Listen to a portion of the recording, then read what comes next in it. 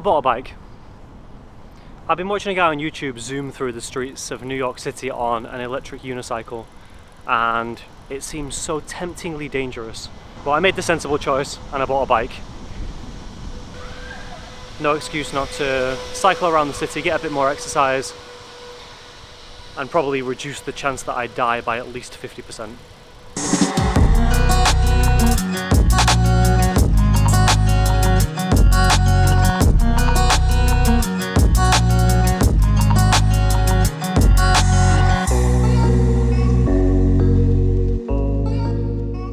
For the last year, I've had a lot less free time than I'm used to. The reason is simple. I have a full-time job like most other people, and that takes about 40 hours of the week away. Don't get me wrong, I'm very happy to have the job I've got right now. My team is great, I work with lots of smart people, and it's full of challenges, big personal challenges and professional ones.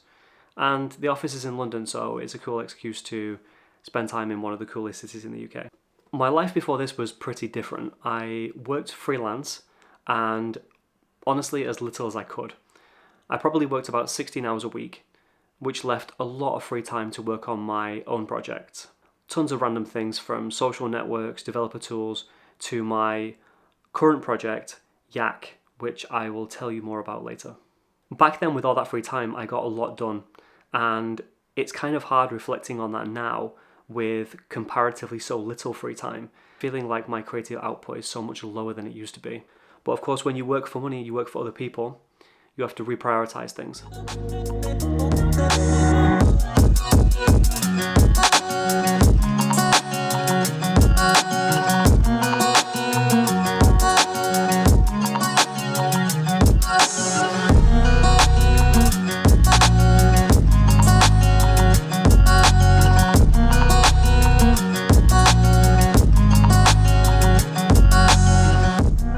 When deciding to jump back into full-time work, it was important to me to not give up on the projects and the goals that I had before. Work's important, especially when someone's paying you to do a good job, but you can't let work become the only thing in your life. So what do you do when you have a lot less free time all of a sudden? You reduce the scope, but you stick to the schedule. It's more important to maintain the routine, to do a little bit of all of the things that are important to you, than it is to just give up on the meaningful things that you have in your life. ¿Qué pasa? Los últimos días estaba muy cansado, pero anoche dormí muy bien, así que ahora me siento mucho mejor. If I was just to give up on the goal of learning Spanish right now because it's hard to find time to study, it wouldn't be long before I really started to resent work for stealing away that important, meaningful part of my life. The same way, if I stopped going to the gym or stopped working on the projects I'm working on right now, I would be allowing my life to become imbalanced. And I'd be throwing away a huge amount of momentum that was very hard to build up in the first place. In some ways, having less time just makes me more efficient in how I actually use the time I've got. And in the end, I can still achieve all of those goals outside of work, just a bit more slowly. I'm in London for work right now, but rather than see this as an interruption to my goals, I'm using it as an opportunity to record this video, talk to you, and progress this vlogging project before my train home in an hour from now.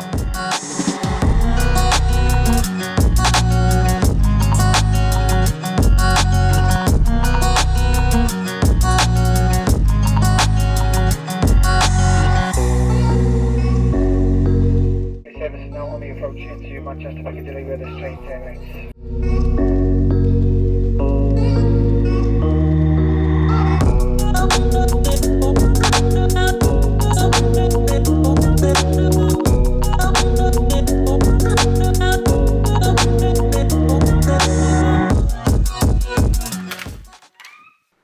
Some of my projects have just been a few hours here and there on a weekend, over maybe 2 or 3 weekends, and that's enough to build the thing that I have in my head. My other projects, and my current project, for example, Yak, is much bigger than that. I've been working on Yak for 2 years, and that's mostly just been the same routine of finding time on the evenings, weekends, and every other little gap, sometimes even on holiday, knowing that that will compound, and eventually I'll get to the stage where this thing is done. The vision from my head has been realized, and I can put it out there in the world. And honestly, it's kind of hard to capture in words how good it feels to finally have reached the stage where the idea, the picture I had in my head, is now a real thing. So the word yak doesn't give you many clues as to what this thing is, so let me briefly explain. Yak is a language learning app. It came out of the idea of me asking myself, how did I learn a language best? The answer was I used a whole different set of resources, but at the extremes, I used books and apps. I was fascinated by this idea that if you combined an app and a book, you could possibly have the best of both worlds. You could have something that was in structure like a book, so it can go into detail and explain concepts properly and thoroughly, which you need when you're learning a language, but at the same time could feel like an app. So it could be light, it could be interactive, it could allow you to apply that knowledge as you're learning it right there and then. So that's what Yak is. It's a remix of a book and an app with the goal of helping you learn a language by putting into practice what you're learning live as you're learning it. I'll jump in and show you a few features, and in a future video I'll jump into way more detail about what Yak is, the full set of features that it has, and where it's going from here. So here I have my local development version of Yak running, and this is the Yak homepage. You can see we have a bunch of different languages here. At the moment there's only one book for Esperanto, which I'm working on, but in the future there's going to be other books for German, Spanish, French, and some other languages.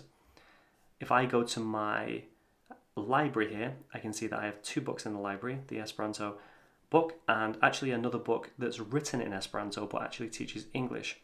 So Yak is a system that can teach any language from any other language, not just Esperanto from English. So if I jump into the book, you can see there's an introduction that tells me how many pages, but it also shows me how many interactive things are in this book, how many flashcards, how many challenges, who else is reading it. I can go through this, get a sense of what this book is going to teach me, and then if I'm interested, I can jump up here and start reading. So as you can see, it presents itself as a book. We have paragraphs of text and a little table here. I'm on page 7 of 16, so there's pages. There's also a table of contents and a bunch of other things. But the difference here is that as you go through this book, you see that there's other things. There's these interactive exercises here. We have flashcards that we can add to our account, flashcards that help us remember what we've learned already in the book. And then that's a different feature. We can go over here and look at those flashcards and practice them, and jump into here and, yep, practice that one, practice this one, and so on. And then I can jump back and carry on reading. And for me, the coolest feature is that in the middle of this book, I can actually have a conversation. So I've learned how to say certain things. I can start this conversation here. I'm not going to fill out, so I'll skip this. But you can see I've started a conversation, and then joining me in the conversation is another bot who is going to continue it. And I get to put my knowledge into practice right here in the book in between paragraphs. I'm not going to a different app. I'm staying in this book. I'm going to do this conversation, and then I'm going to carry on reading as normal. This gives the book an opportunity to explain what's just happened, introduce new things, and before we know it, we're back into other kinds of interactive components. And again, putting knowledge into practice immediately after learning it, and bouncing between those two modes of in-depth learning via reading, like a normal book would be, but having that kind of app experience and really being able to use the language, not just read about it or learn it.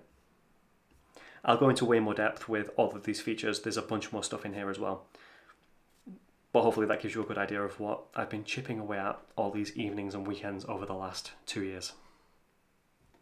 So I called this video Make Time, but of course you can't make time, if only. We all have the same amount of time. It just boils down to how we choose to use it.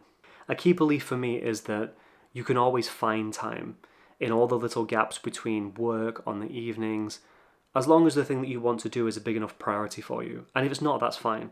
But if you do have a big priority and you feel like, I work 40 hours, I have other responsibilities, I need to sleep, eat, there's no time.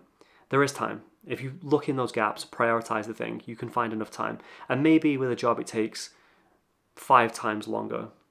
But it's better to make progress 5 times more slowly than it is to just give up on the goal and not do the thing at all.